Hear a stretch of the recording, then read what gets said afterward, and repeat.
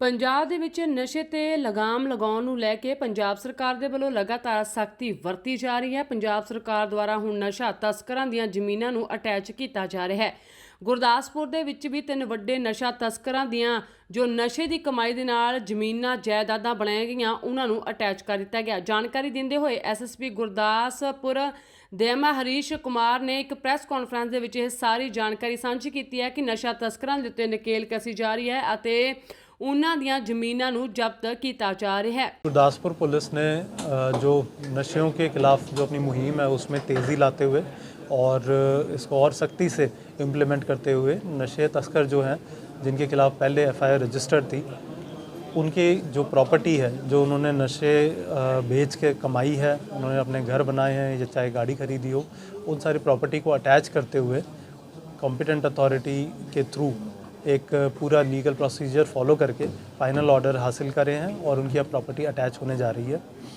ये बेसिकली जो भी फाइनेंशियल इन्वेस्टिगेशन का पार्ट है, ताकि जो एक धारणा बनी होती है कि नशे तस्कर जो है वो नशा बेच के काफ़ी ज़्यादा जो है अपनी प्रॉपर्टीज़ बनाते हैं और एक बहुत ही ऐशो आराम की ज़िंदगी जीते हैं, तो ये उसके खिलाफ एक्शन लेने की कार्रवाई है हमारी और जो भी इनकी प्रॉपर्टी बनाई गई है अभी तक उसको जब्त किया गया है और आगे भी करें जाएगा। सर कितनी अमाउंट की प्रॉपर्टी है? ये कुल 52 लाख से ऊपर की प्रॉपर्टी है जिसमें गाड़ियाँ भी शामिल है और ये 3 अलग अलग स्मगलर्स की प्रॉपर्टी है।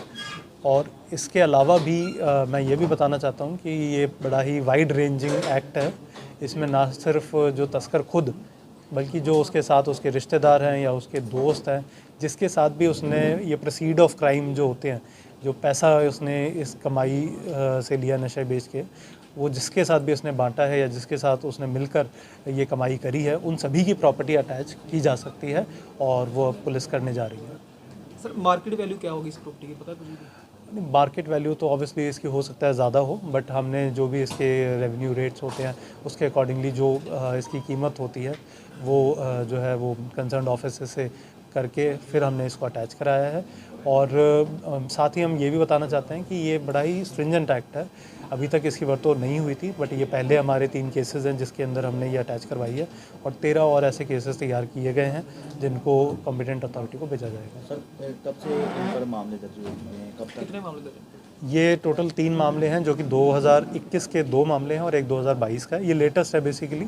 और इसके अलावा कि जो पुराने भी केसेस हैं जहाँ पे तस्करों ने अपनी संपत्ति बनाई है, तो वो अब पुलिस जो है छानबीन करके उनकी फाइनेंशियल इन्वेस्टिगेशन करके उन सारी संपत्ति को जब्त करेगी और उस पर जो है ताले लगाए जाएंगे। जो सिर्फ नशा तस्कर हैं उनकी प्रॉपर्टी अटैच की जा रही है या कोई और घर भी वालों इसमें को कोई? करोगे?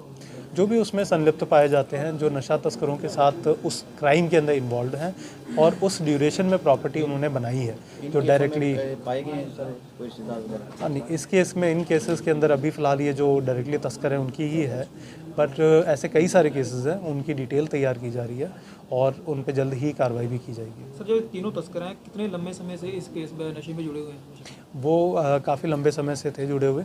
2021 में उनके खिलाफ पर्चे रजिस्टर हुए थे। पर इसके अंदर हम ये ज़रूर कहना चाहेंगे कि जो कई बार हम धारणा बना लेते हैं कि भाई नशे की कमाई से जो है इंसान अमीर हो जाता है या उसको, वो एक शॉर्ट टर्म है कि अब जैसे इस केस के अंदर भी हमने 68F का यूज़ किया है।